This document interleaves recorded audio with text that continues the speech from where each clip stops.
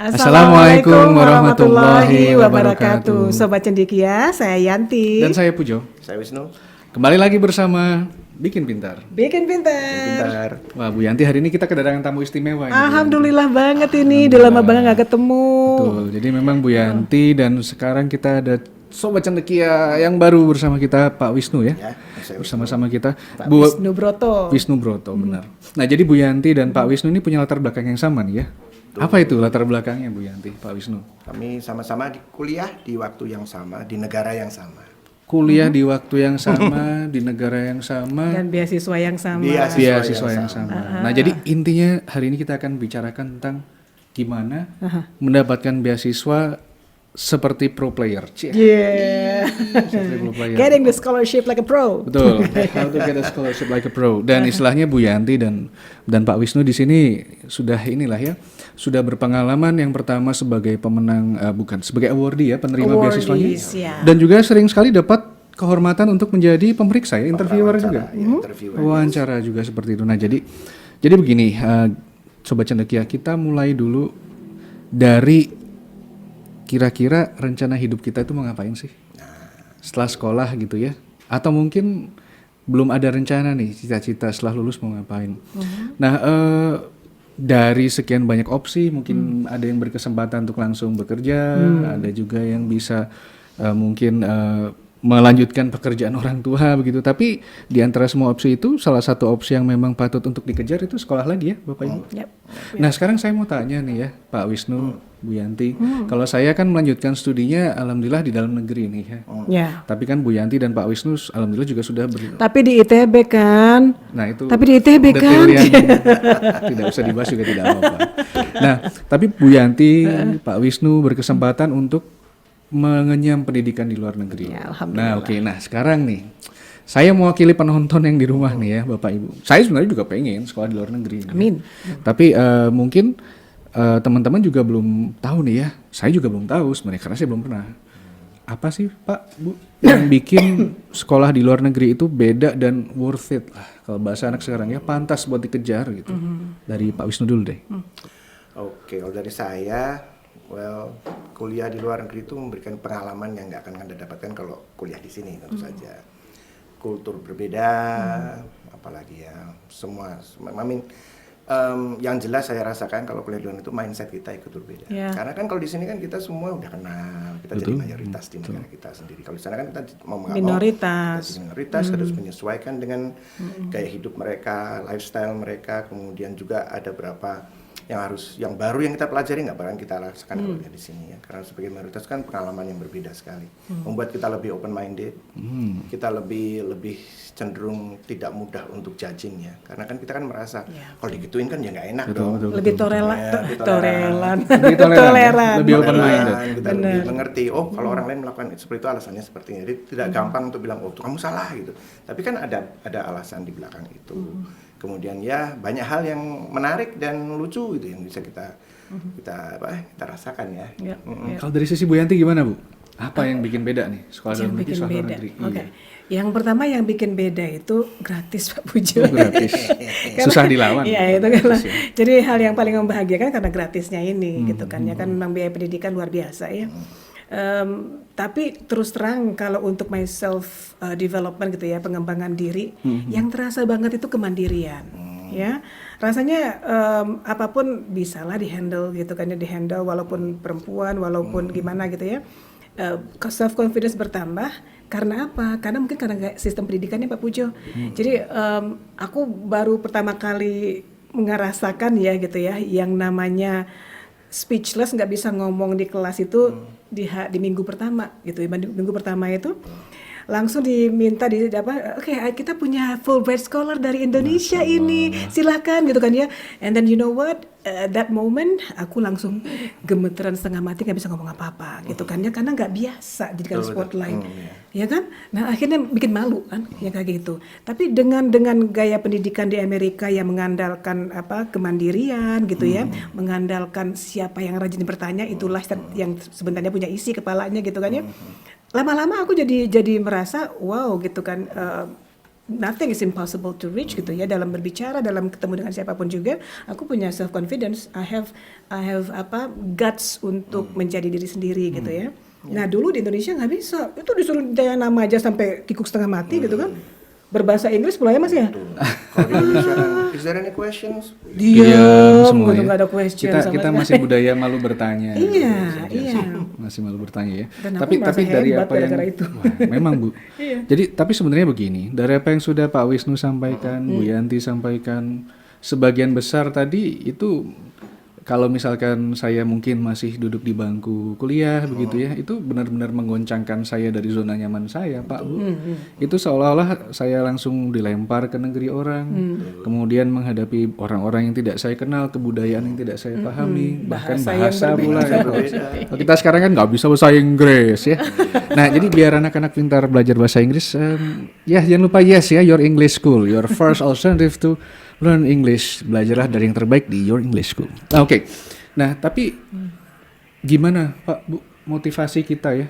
Waktu itu bisa share sedikit nggak Bu Yanti, Pak Wisnu? Apa yang membuat Bapak Ibu berani keluar dari zona nyaman Bapak Ibu? Apakah ada keputusan sendiri yang diambil? Ataukah memang jalannya ke sana tapi kan tetap ada keputusan yang diambil? Mungkin dari Bu Yanti sekarang. Bu Yanti bisa cerita nggak gimana Bu? Kalau aku terus terang ya, aku tuh sejak kecil suka banget dengan yang namanya film Little House on the Prairie. Nonton gak itu? Yap. Iya kan? Laura Ingalls. Satu-satunya ya. Stasiun TV satu-satunya. Itu hari Minggu siang. Itu tunggu-tunggu banget. Dan aku tuh penasaran banget gitu ya dengan kehidupan orang di negeri yang musimnya berbeda-beda, makanan-makanan yang lucu-lucu gitu kan ya, kan emang obsesiku dari dulu gitu, gue harus ke Amerika deh kayaknya gitu kan, memang obsesi, tapi nggak tahu mau sekolah mau ngapain, pokoknya pengen ke Amerika aja gitu. Gitu Pak Bu, jadi memang dari kecil kepengen ya ke sana, ditambah lagi dengan kebiasaan baca buku-buku cerita Hans Christian Andersen gitu kan. Itu kan kebanyakan seperti bule-bule gitu, putri-putrinya rambutnya pirang gitu kan, pakai tiara. Aduh, gimana ya? Kok nyambung banget kalau mencoba tinggal di tempat yang sepertinya asal dari princess dan prince ini gitu loh, yang aku lihat di buku cerita dongeng-dongengku itu. Jadi memang motivasinya adalah untuk melihat dengan mata kepala sendiri ya Bu Yanti, hal yang selama ini kita impikan. Yeah, experience it myself. Very good. Kalau Pak Wisnu gimana Pak? Kalau saya mungkin agak sedikit beda ya. Jadi kan sebelum saya pergi ke Amerika tuh saya sudah ngambil Masters American Studies. Dan fokus saya tuh di jazz, di music kan. Dulu anak band, mantap kuliah lah. S2 ngomongin jazz. Nah, terus kemudian ada lagi saya sedang ya itu kira-kira berapa bulan setelah saya wisuda S2 itu kemudian ada seorang teman yang ngasih saya formulir Fulbright. Lalu saya lihat ini apa sih ini, tapi kok asik juga ya, siapa tahu saya bisa ke Amerika, mau lihat sendiri dan mau melanjutkan apa yang ada dalam tesis saya tersebut. Ya saya apply dan saya sudah completely forget about it. Tiba-tiba dapatlah itu panggilan untuk datang wawancara. Dulu Pak Pit ya. Tapi itu the best administrator. Setelah itu ya cut the story short sampai akhirnya saya berangkat. Sebenarnya tuh motivasi saya dari awal adalah saya pengen lihat sendiri seperti apa sih di sana. Tapi memang kalau kita mikir jujur ya saat itu untuk dengar kata Fulbright kemudian keterima itu kayaknya kok mustahil banget gitu. Mustahil banget, siapa jauh sih gue banget gitu. Kan, bayangin tuh susah banget gitu. Waktu saya kuliah di UGM juga profesor Fulbright itu keren-keren banget dan mereka sangat well known gitu loh. Ya, jadi kan buat saya masa saya bisa masuk dalam kelompok elit kayak gitu. Iya. Tapi ya aku sama Mas pas dikasih formulir sama teman, cobain nanti gitu kan, lamar gitu. Enggak lah, aku biarin aja formulirnya sampai hari terakhir. Betul. Tuh bayangin sampai hari terakhir. Profesor Juwono Sudarsono itu kan udah waduh gitu kan orang-orang Fulbright itu kan. Jadi kan buat saya sih moral dari cerita saya mungkin yang bisa diambil lah coba aja. Dicoba saja. Coba aja gitu loh. Nggak ada salahnya gitu loh. Kalaupun keterima alhamdulillah. Intinya kan kalau Anda termotivate untuk mencoba, at least you do something. Daripada Anda cuma enggak, but you don't know. It's actually there's a chance for you to do that opportunity. Betul. Don't miss the opportunity while you still in the front of you. Padahal dulu saya waktu nulis aplikasi Fulbright itu saya juga dengan harap-harap cemas. Enggak sih, sebenarnya nothing tulus sih. Kalaupun itu enggak keterima, saya udah ada master. Iya. Jadi nggak ada yang harus ini lagi. Dan akhirnya saya keterima dapat yang second master di situ. Jadi itu aja sih. Betul Pak. Jadi ada peribahasa ya, you're gonna miss 100% shots you're not taking gitu. Ya. That's true. Jadi kalau ada kesempatan diambil saja. Ambil aja. Karena belum tentu datang lagi. Mungkin gitu. Belum tentu datang lagi. Kalau mungkin tahun depan mungkin nggak datang. Betul. Tapi Pak Wisnu, Bu Yanti, dua-duanya punya motivasi yang sama ya, yaitu untuk melihat dengan mata kepala sendiri Experiences ourselves. apa yang sudah pernah dibaca dan ada sense of adventure-nya di situ. Betul. Bertemu dunia baru, melihat hal-hal yang baru dan tidak takut akan perubahan ya. Mungkin malah merasa Justru malah kita pengen merasakan perubahan itu di mana. Dan perubahan itu menarik. Kalau kita open Sangat minded ya, menarik, jangan dulu takut dulu. betul. Benar, Jadi harus keluar dari comfort zone memang. kita harus keluar dari comfort zone ya Pak ya. Jangan jadi katak dalam tempurung dan memang sekarang ini waktu yang sangat baik ya sebenarnya untuk belajar keluar negeri Bapak Ibu. Yes.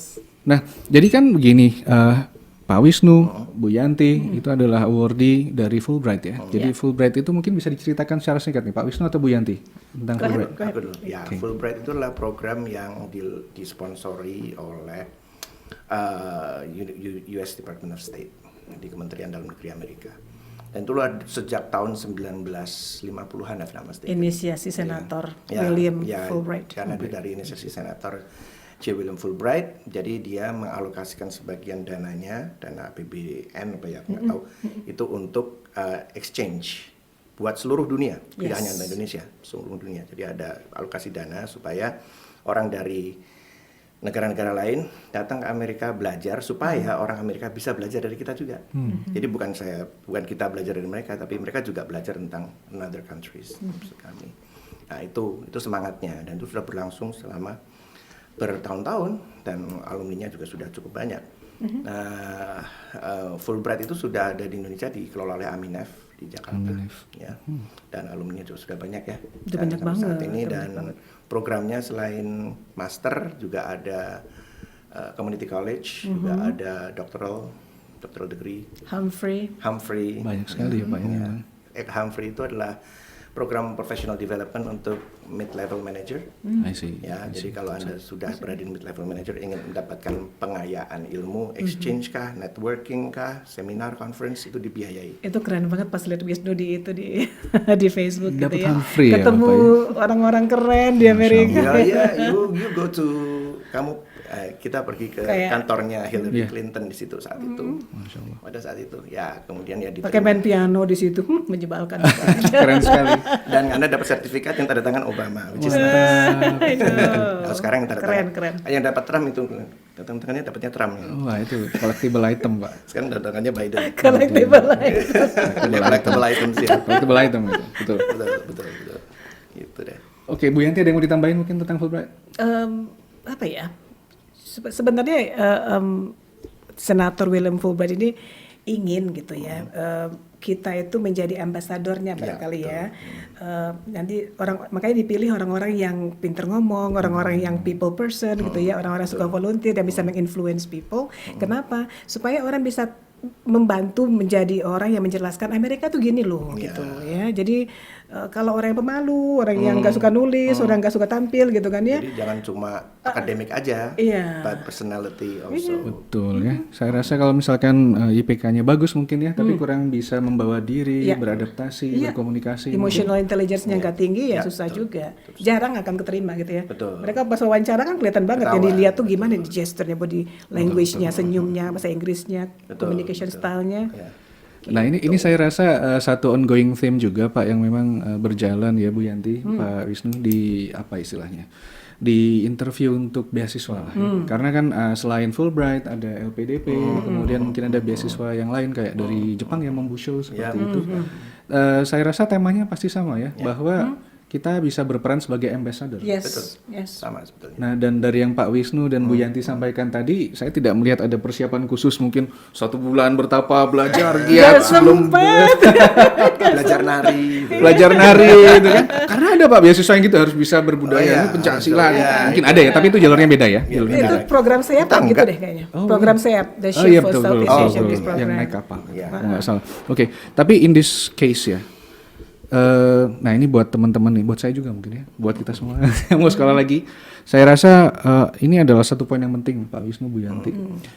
bagaimana nih ya kita bisa memantaskan diri kita agar dipandang bisa jadi ambasador yang baik nih untuk jadi penerima beasiswanya tadi Pak. Mungkin Pak Wisnu dulu. Mungkin yang kalau dari sudut pandang saya saya pernah jadi pewawancara untuk program di Fulbright. Iya Pak. Biasanya yang kita lihat adalah itu ada beberapa macam step sebelumnya ya. Jadi pertama kali Anda harus apply di website, kemudian Anda download, Anda isi. Di situ berisi tentang record studi Anda, IPK Anda, TOEFL Anda, eligibility requirements itu ada di situ semua. Kemudian, nah setelah itu kemudian motivation letter. Jadi Anda tuh statement of purpose SOP. Ya. Jadi Anda mau ke sana tuh sebenarnya mau ngapain sih? Itu yang lebih penting. Jadi jangan cuma sekedar ingin melihat Amerika ya, semua orang pengen melihat Amerika. Tapi kalau Anda mau ke Amerika, sekolah ke Amerika, apa yang mau Anda tuju dan kenapa kok ke Amerika nggak ke negara lain? Ya, jadi kalau misalnya Anda mau belajar sana misalnya IT yang mana gitu, atau mau belajar tentang animasi yang mana, ekonomi yang mana. Misalnya saya dulu pernah ada wawancara ingin mempelajari ekonomi syariah di Amerika. Saya pikir emang ada. Big question. Jadi Anda harus siapkan itu. Kalau memang ada, Anda jawab itu. Karena kadang-kadang wawancara tidak tahu kan. Jadi mungkin Anda harus jelaskan di situ kenapa kok Anda ke situ. Misalnya bidang ilmu yang unik, misalnya yang tidak ada di sini. Misalnya dulu waktu saya apply untuk program doktoral, saya apply untuk mempelajari tentang Massive Open Online Learning (MOOC) atau MOOC. Itu kan belum ada di Indonesia. Itu jadi saya ke sana dan saya mempelajari tentang hal tersebut. Jadi ya hal-hal yang harus Anda siapkan adalah pertama selain paperwork, Anda harus siapkan kenapa Anda ke sana. Ya, karena masing-masing negara kan punya keistimewaan masing-masing. Betul, Pak. Jerman punya DAAD engineering ya, yang luar biasa, DAAD itu Yeah. engineering yang luar biasa kan. Terus kalau mungkin bidang ilmu yang lain itu bisa dicari. Kayak saya dulu waktu master, kenapa kok saya milih Amerika ya, jazz adanya di sana. Nggak ada masa saya belajar jazz di Australia. Kan harusnya ke sana gitu kan. Jadi ada alasan yang jelas gitu. Nah, itulah menurut saya. Terus kemudian ya yang jelas pada waktu itu adalah menurut saya, kemudian Bu Yanti juga, waktu wawancara. Wawancara itu benar-benar kita cross check antara materi yang Anda kumpulkan dengan who you are di sana. Jadi kelihatan bahasa Inggrismu bagus, oke, skormu tinggi, tapi kamu nggak bisa ngomong ya, gitu. Atau pronunciation Anda kebelepotan gitu. TOEFL-nya tinggi gitu, 600-an. Betul, tapi ya pronunciation-nya atau speaking-nya masih pas kurang. ngomong nggak komunikatif. Kan beda antara orang nervous sama orang yang nggak bisa, kita bisa ini. Kita nggak, kalau kita sebagai pewawancara kita nggak galak-galak kok. Kita cuma nanya baik-baik aja kok. Nggak ada yang galak. Nggak ada yang galak. Kita cuma pengen tahu, just wanna check. Dan pertanyaan mereka itu di luar ekspektasi semua. Ya, gitu. kita dapat checklist. Tapi pertanyaan kita kadang-kadang di luar berdasarkan jawaban dia. Gitu. Jadi fluid aja ya Pak, ngalir aja ya. Iya, betul. Kayak bercanda-bercanda aja sih. Iya, biasanya ada 2 orang lokal dan 2 orang dari Amerika. Ya, kenapa tuh? Karena mereka kan melihat outsider kan. Kita kan dari alumni. Betul. Very good. Gimana Bu Yanti? Apa nih yang membuat kita pantas nih Bu jadi ambassador, jadi awardee, jadi beasiswanya? Personality yang paling itu ya, yang paling harus diasah ya. Kita harus membiasakan diri kita terbiasa dengan orang lain. Betul. Ya, terbiasa dengan perbedaan dengan orang lain dan yang justru sebenarnya yang aku nggak nyangka banget gitu ya. Kok pengalaman di Karang Taruna yang jadi penting banget. Apa sih orang sini community work ya, berorganisasi, pengabdian kepada masyarakat. Pengabdian kepada masyarakat gitu loh. Karang Taruna kayaknya gimana, tapi kok aku memang rajin ya. Dari dulu dari SMP juga rajin ikut Karang Taruna sampai kuliah gitu kan. Nah itu matter, they ask more. Itu menunjukkan how your relationship. Yes. Kita peduli kepada masyarakat, kita peduli. berkomunikasi dengan baik. Iya, volunteer. Makanya kalau ada yang minta tolong jadi mentor ke aku gitu kan ya, usahakan volunteer ya gitu. Volunteer pro bono gitu kayak gitu. Mikir bayaran, kerjakan aja terus nanti biarkan untuk portofolio kita. Portofolio Anda gitu. Volunteerism, kemudian itu tadi bahasa Inggris itu penting banget. Bahasa Inggris itu yang Pak Wisnu tadi bilang nomor 1 ditanyain beneran. Yang dipuji justru bukan aduh kamu IPK-nya gila ya ini cum laude terus enggak gitu. How did you learn English like that? Where? How? Gitu kan. Wah, itu matter buat mereka gitu kan. Betul. Kan kebayang gitu kan waktu aku baru orientasi ya di Amerika waktu mahasiswa baru, international student yang baru, ada dari Cina, dari India, dari Nepal segala macam gitu kan ngumpul, ada pesta, terus ngobrol dengan directornya gitu kan, Dr. Coffin masih ingat namanya.